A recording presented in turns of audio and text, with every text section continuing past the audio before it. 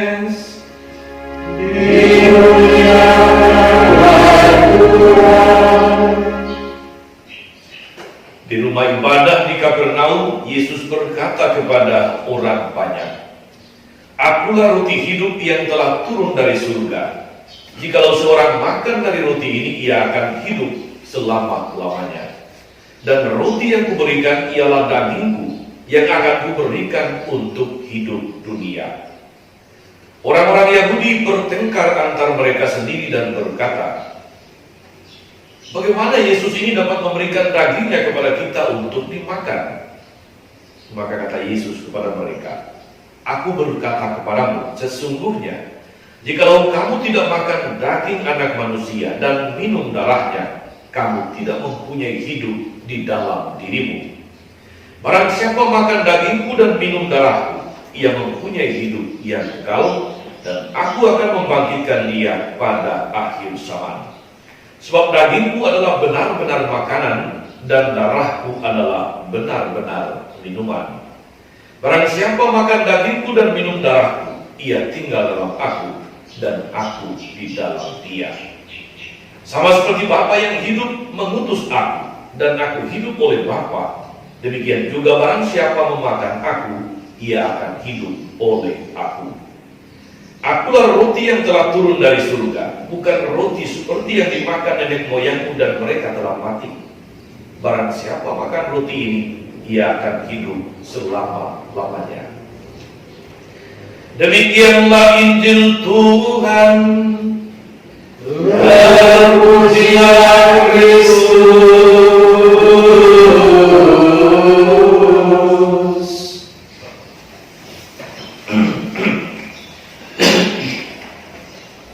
Yang mulia Bapak Uskup, para imam, suster, Ibu Laviana, para saudari dan saudara teristimewa Novi dan Roland yang hal ini nampak sebagai mirip pengantin. Lihat Novi berkilau-kilauan, beda dari biasa. Juga Roland hanya masker yang merusak pemandangan. Tapi kelihatan dari kemarin latihan mereka agak gugup saya lihat. Tetapi hari ini lebih fresh, lebih segar kelihatan. Apalagi ada lili di samping masing-masing. Salah bergerak terbakar. Sejak kalau tidak keliru pertengahan Februari, kita sudah tidak bisa di gereja, tidak ada lagi misa umat karena wabah corona. Baru 2 minggu setelah wabah corona itu, 2-3 minggu, mulai mengacaukan hidup kita. Sudah banyak umat yang berteriak, kapan kita bisa kembali di gereja? Kami rindu komuni, kami rindu ekaristi. Minimal yang bertanya kepada saya bertanya kepada Romo Ino, Levi, Romo Hugo, Romo Selis. Saya tidak tahu bentuk pertanyaannya seperti apa. Tapi yang bertanya kepada saya kurang lebih itu, kapan kita bisa di gereja kembali? Kami rindu ekaristi. Ada yang nada retoris bertanya, sampai kapan semua ini berakhir? Romo, biasanya pertanyaan begini, pertanyaan ibu-ibu. Tapi juga ada yang bernada protes, Romo kami rindu komuni, kami rindu melihat altar gereja kami sendiri. Kenapa pastor paroki tidak buat live streaming supaya kami umat juga bisa ikut? Saya bilang kan bisa ikut, misa yang online, televisi ada, di YouTube ada, tidak mesti dari altar sendiri. Ya tapi kami rindu altar gereja kami sendiri, rindu mendengarkan gembala kami. Bukannya gembala mereka tidak rindu mendengarkan suara. Protes-protes semacam itu menunjukkan sebetulnya bahwa umat sungguh merindukan ekaristi. Hari Minggu yang lalu saya misa di katedral, misa live streaming juga. Setelah misa, satu mama dari Taurara, anggota Legio Maria, dia cerita, Pater, tadi pagi di rumah kami bertengkar. Baru berangkat misa saja sudah diawali dengan bertengkar. Ada apa mama saya? Ini gara-gara misa, Pater. Kenapa misa jadi alasan bertengkar? Saya pamit kepada keluarga bahwa saya sebagai anggota Legio diundang pastor paroki untuk misa di katedral supaya ada yang menyanyi, ada yang tugas lektor, pemazmur. Lalu anak saya marah, diprotes. Apa memang kamu Legio bisa misa dan kami tidak boleh? Itu ungkapan kerinduan. Bahkan rindu membuat orang bisa marah. Kalau yang dirindukan itu tidak datang. Benar tidak, Romino? Ya. Rindu yang tidak tertahan bisa membuat orang dari ramah menjadi marah.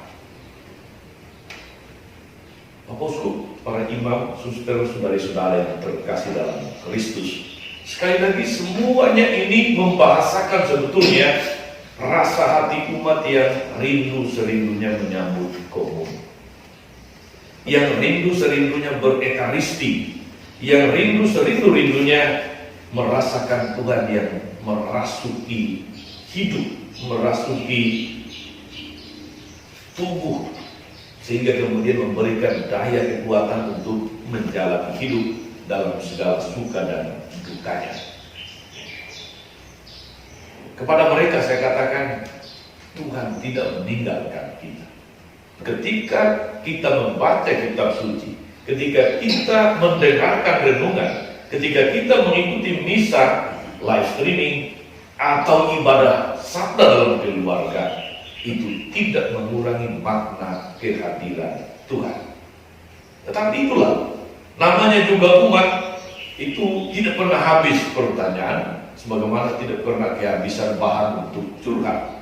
Saya percaya itu Pater, tapi tetap terasa ada yang kurang. Beda kalau kita langsung sambut sendiri, langsung. Kita hanya disuruh doa komuni kerinduan. Mau kemana?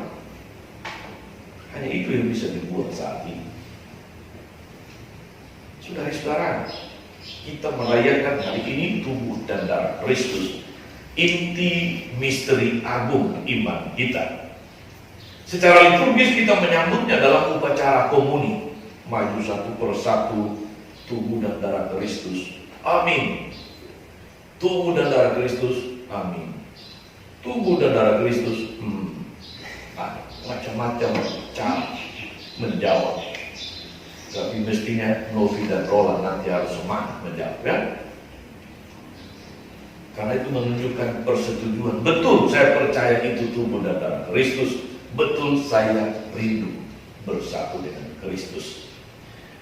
Dalam Injil Yesus menegaskan tentang siapa dirinya. Akulah roti hidup yang turun dari surga. Jika seorang makan dari roti ini, ia akan hidup selama-lamanya. Yesus adalah jaminan. Akulah roti hidup. Jika orang makan dari roti ini, ia akan hidup selama-lamanya. Yesus jaminan keselamatan kita. Melalui tubuh dan darahnya Yesus menjamin hidup kekal bagi kita. Akulah roti yang telah turun dari surga, bukan roti seperti yang dimakan nenek moyangmu dan mereka telah mati. Barang siapa makan roti ini, ia akan hidup selama-lamanya. Baik dalam bacaan pertama saudara-saudara maupun dalam Injil, Tuhan menegaskan tentang kepeduliannya, tentang penyertaannya yang tidak habis-habis untuk kita manusia yang dikasihinya.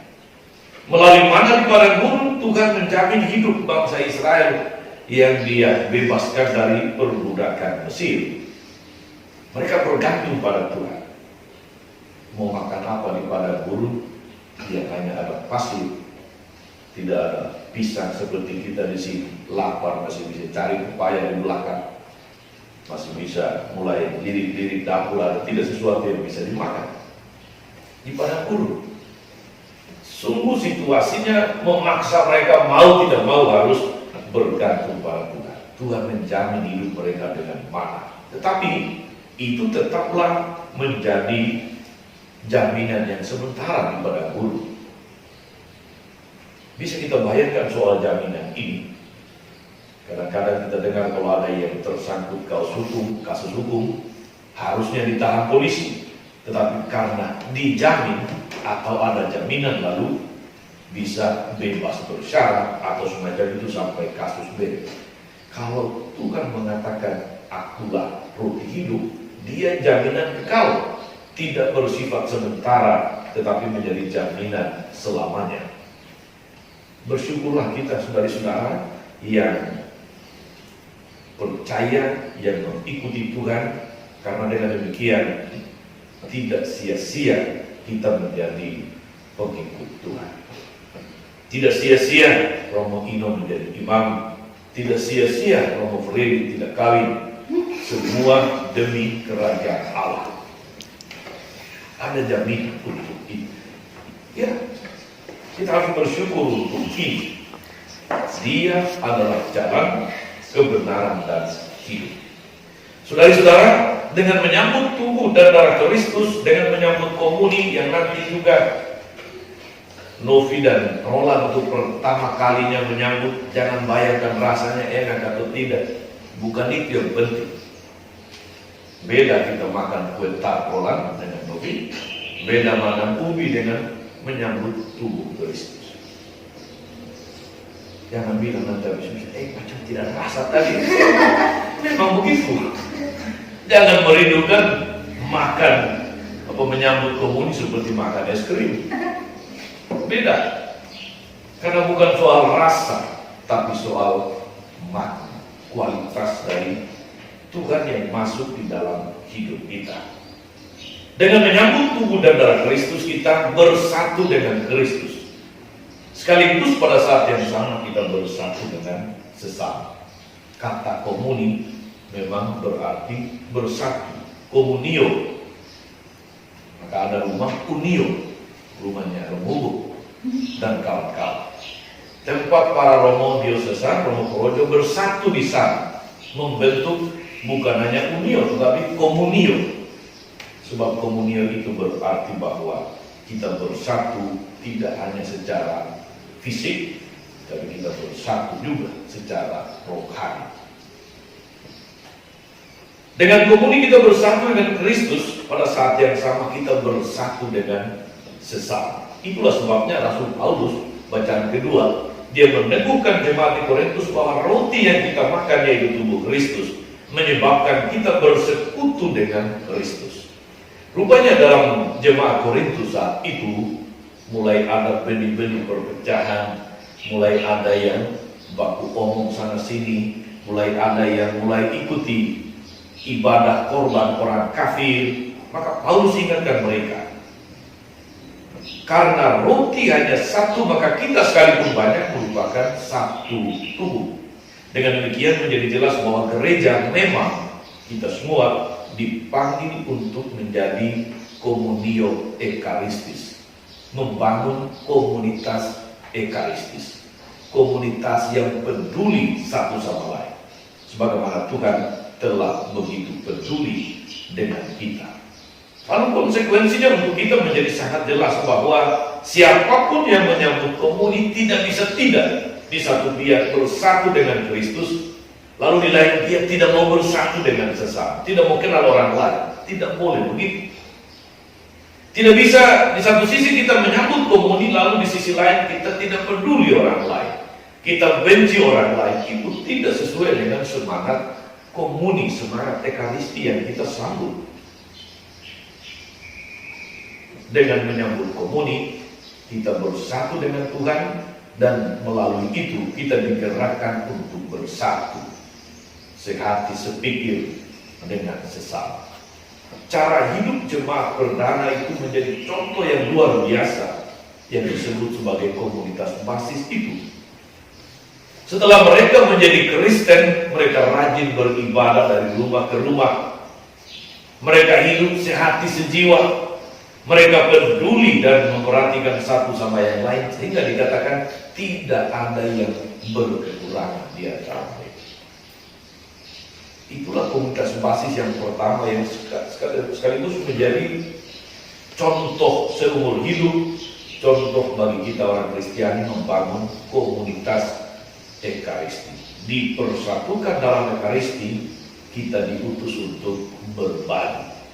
Tidak bisa tidak. Maka apa yang banyak sudah kita lakukan selama ini, kita punya hati yang mau berbagi, kita peduli orang yang berkekurangan, itu sebetulnya sudah merupakan semangat Ekaristi yang kita tularkan.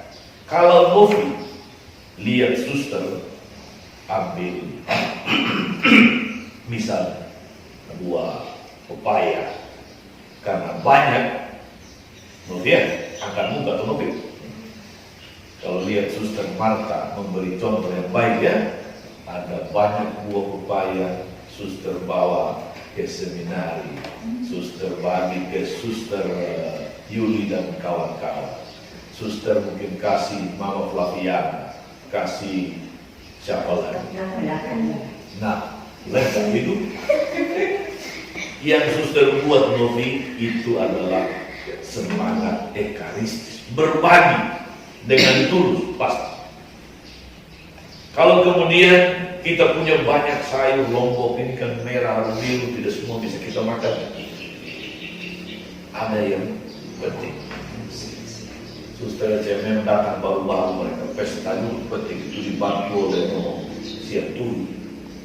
Petik lombok ke depan kamar saya senyum saja, saya petik pepaya saja, kasih mereka. Karena mereka datang dengan tulus juga membawa banyak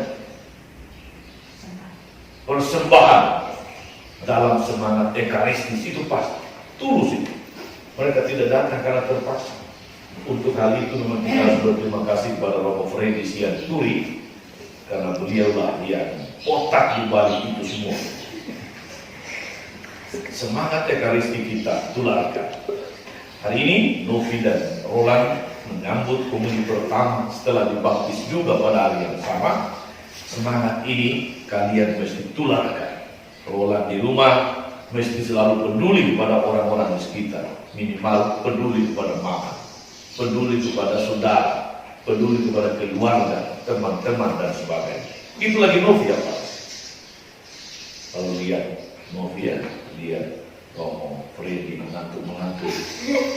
Jangan diam saja Pak, selamat pagi Bapak, cukup itu. Kalau punya semangat Ekaristis Novi, langsung PK. Romo, mau saya buat kopi. Itu peduli. PK akan apa yang dibutuhkan saat itu.